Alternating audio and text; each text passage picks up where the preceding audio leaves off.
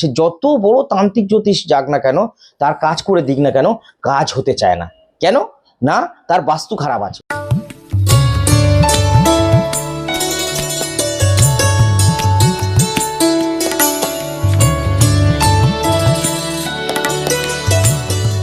শিব চতুর্দশীতে মানুষ অনেক কিছু আশা করে যে এই সময় হয়তো তার কোনো কিছু একটা মনস্কামনা বাঞ্ছনা পূর্ণ করা যায়।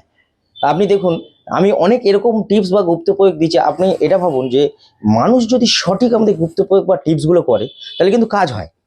কিন্তু ব্যাপারটা অনেক ভাবার আছে যে যাদের বাস্তু খারাপ আছে তাদের যতই আমি টিপস বা গুপ্তপ্রয়োগ দিই না কেন, তাদের কোনো কাজ হবে না। সে যত বড় তান্ত্রিক জ্যোতিষ যাক না কেন, তার কাজ করে দিক না কেন, কাজ হতে চায় না। কেন না? তার বাস্তু খারাপ আছে। বাস্তু যদি খারাপ থাকে সামান্য পরিমাণে কাজ হতে পারে, কিন্তু 100% কাজ হবে না। আপনি আমার অনেক অনুষ্ঠান দেখেছেন এবং আপনি ভাবুন যে এই শিব চতুর্দশী না, অনেকে তো আমাকে অনেক কিছু আগেও বলেছে যে আপনি এটা বলুন ওটা বলুন আমাদের ভালো যেন হয়। তো আজকের এই শিব চতুর্দশীতে একটা বড় আমি টিপস দেবো এবং গুপ্তপ্রয়োগ। তাতে বাস্তু খারাপ থাকলে সমস্যা নেই, কারণ কাজটা কিন্তু বাড়িতে বা বাস্তুতে হবে না, কিছুটা হলেও তার ভালো কাজ হবে। ধরুন কোনো মনস্কামনা করতে চাইছে, ধরুন কেউ মনস্কামনা করতে চাইছে, এবার মনস্কামনা কি করে সে পূর্ণ করবে?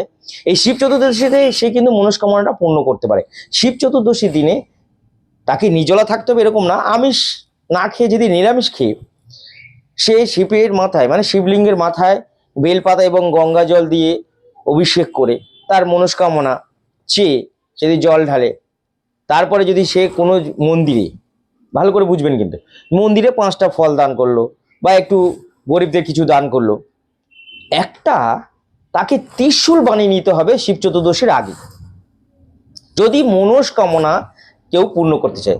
আমি কি বলছি আপনি বুঝতে পারছেন নিশ্চয়ই?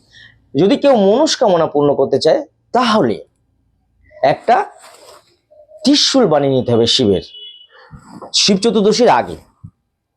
শিব চতুর্দশীর দিনে শিবলিঙ্গের মাথায় গঙ্গা জল বেলপাতা দিয়ে বা ফল অর্পণ করে এবং গরিব দুঃখীদের ফল দিয়ে দান করে বা কিছু যদি খাবার আরো দিতে চায় দিয়ে, সে যদি এই ত্রিশূলটাকে যে শিবলিঙ্গ মানে বা শিব ঠাকুর প্রতিষ্ঠিত করা আছে কোনো মন্দিরে, সেই মন্দিরে ওই ত্রিশূলটা দান করে আসবে। যে কোনো একটি মনস্কামনা নিয়ে, কিন্তু সব মনস্কামনা কিন্তু হবে না। যে কোনো একটি মনস্কামনা, সন্তান হচ্ছে না, সন্তানের মনস্কামনা, আপনার ভালো কারোর সাথে সম্বন্ধ বা বিয়ে হচ্ছে না, একটা মনস্কামনা, আপনার স্বামী স্ত্রীর মধ্যে অশান্তি সেটা যেন ঠিক হয়ে যায়, সেটা একটা মনস্কামনা, আপনার সন্তান যেন ভালো রেজাল্ট করে সেটা একটা মনস্কামনা হতে পারে, আপনি যেন একটা ভালো চাকরি পান সেটা একটা মনস্কামনা হতে পারে, বা আপনার শত্রু যেন দমন হয় সেটাও একটা মনস্কামনা হতে পারে। এরকম যার যে কোনো একটা মনস্কামনা যদি সে চায় যে আমি করব এবং সেটা যেন ফুলফিল বা পরিপূর্ণ হয় বা 100% কাজ হয়, তাহলে তাকে কি করতে হবে বুঝলেন? তাকে করতে হবে কি, এই ত্রিশূলটাকে সন্ধ্যার পরে যে কোনো প্রতিষ্ঠিত শিবলিঙ্গ মন্দিরে বা শিব ঠাকুরের মন্দিরে গিয়ে ত্রিশূলটা দান করে দিয়ে আসতে হবে, রেখে দিয়ে আসুক বা ব্রাহ্মণের হাতে দিক যে এটা আমি এই মন্দিরে দান করলাম। এবার দান করার পরে শিব ঠাকুরের কাছে আপনি হর হর মহাদেব 11 বার বলুন বা ওম নমঃ শিবায় 11 বার বলুন, বলে আপনার মনস্কামনাটা সেখানে জানাবেন এবং যথারীতি আপনি যদি পারেন সেখানে ব্রাহ্মণকে দক্ষিণা দিন বা ক্যাশ বাক্স যেখানে থাকে দেখবেন প্রণামী বাক্স বলা হয়, তার মধ্যে আপনার যতটা সাধ্য আপনি দিয়ে দেবেন, 1 টাকা হোক 11 টাকা হোক 21 টাকা হোক, যেটা আপনার সাধ্যের মধ্যে আছে। এটা বলছি চ্যালেঞ্জ করে, তার মনস্কামনা কিন্তু পূর্ণ হবে। আপনি দেখবেন আমার এই টিপসটা শিব চতুর্দশীতে হয়তো প্রচুর ভিউ হবে এবং প্রচুর সবাই দেখবে এবং কাজটা করবে, এবং আপনি দেখে নেবেন আমি যেটা দিচ্ছি এটা 100% এই শিব চতুর্দশীতে যদি কাজ করা যায় বহু ভালো কাজ হবে। কারণ আপনারা জানেন শিব চতুর্দশীর আগে হচ্ছে সূর্যগ্রহণ আছে, এই সূর্যগ্রহণটা হচ্ছে মেন। এই সূর্যগ্রহণটা সময় শিব চতুর্দশী পড়ছে, এই শিব চতুর্দশীতে যদি এই ত্রিশূল দান করা যায় তাহলে 100% তার যে কোনো একটা মনস্কামনা পূর্ণ হবে। একটা কিন্তু অনেকগুলো হবে না। আপনারা দেখবেন ঠিক আপনার মনস্কামনা পূর্ণ হবে ঠিক পরে চতুর্দশী আসার, শিব চতুর্দশী আসার অনেক আগে। আপনি করলে 11 দিনে হতে পারে, 21 দিনে হতে পারে, 3 মাসে হতে পারে, আবার 3 মাসে থেকে 3 মাস 20 দিনে হতে পারে, 3 মাস 20 দিন, 6 মাসে হতে পারে, 1 বছরের মধ্যে আপনার সেই মনস্কামনা কিন্তু পূর্ণ হবে।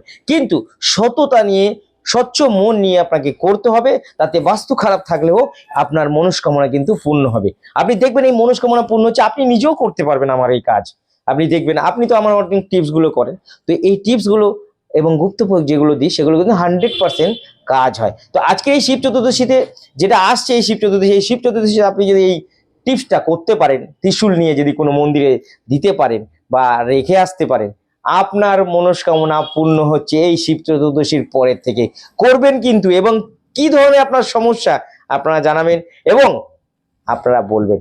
আপনি নিজেও দেখে নেবেন যে আমার ভিউয়ার্সরা বা আমার যারা সাবস্ক্রাইবাররা তারা কি বলছে। যারা সাবস্ক্রাইব করেননি তারা অবশ্যই সাবস্ক্রাইব করে নেবেন এবং বেল আইকনটি বাজিয়ে দেবেন। কমেন্ট বক্সে আপনার সমস্যা লিখবেন, হারা হারা মহাদেব লিখতে ভুলবেন না। আমি এতে খুশি হই এবং স্বয়ং ভোলেনাথ আপনাদের মনস্কামনা পূর্ণ করবে হর হারা মহাদেব লিখলে। সবাই ভালো থাকবেন। দ্বিতীয় কোনো এরকম ব্যাপার নিয়ে আসছে আবারও আপনাদের জন্য গুপ্ত প্রয়োগ বাটে।